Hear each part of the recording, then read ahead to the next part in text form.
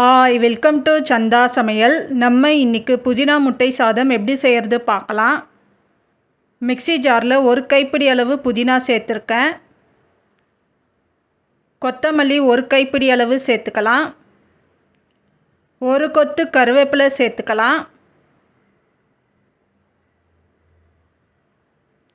3 பச்சை மிளகா சேர்த்துக்கலாம். 5 சின்ன வெங்காயம் சேர்த்துக்கலாம். 3 பல் பூண்டு தோல் உரித்து சேர்த்துக்கலாம்.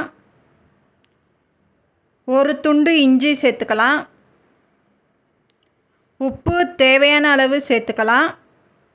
இப்போ இதை நல்லா அரைச்சி எடுத்துக்கலாம். ஸ்டவ் ஆன் பண்ணி கடாய் வச்சுருக்கேன். 1 டேபிள் ஸ்பூன் அளவு எண்ணெய் சேர்த்துக்கலாம்.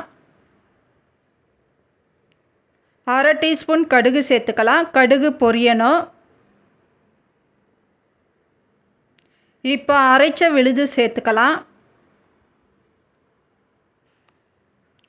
இப்போ இதோட பச்சை ஸ்மெல் போகணும். லோ ஃப்ளேமில் வச்சு 3 நிமிஷத்துக்கு நல்லா வதக்கிக்கலாம்.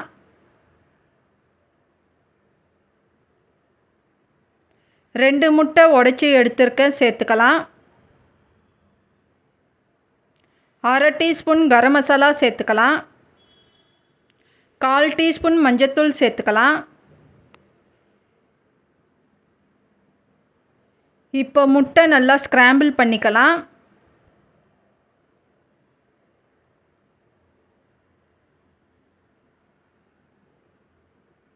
வடித்த சாதம் தேவையான அளவு சேர்த்துக்கலாம்.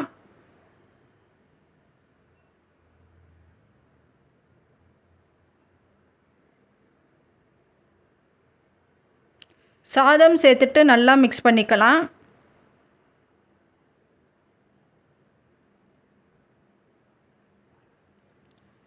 கொஞ்சம் கருவேப்பிலை சேர்த்துக்கலாம். கொத்தமல்லி கொஞ்சம் சேர்த்துக்கலாம். கொத்தமல்லி சேர்த்துட்டு நல்லா மிக்ஸ் பண்ணிக்கலாம். இப்போ ஸ்டவ் ஆஃப் பண்ணிடலாம். இப்போ நமக்கு புதினா முட்டை சாதம் ரெடி ஆயிடுச்சு. இந்த சேனல் பிடிச்சிருந்தால் லைக் பண்ணுங்கள், ஷேர் பண்ணுங்கள், சப்ஸ்கிரைப் பண்ணுங்கள்.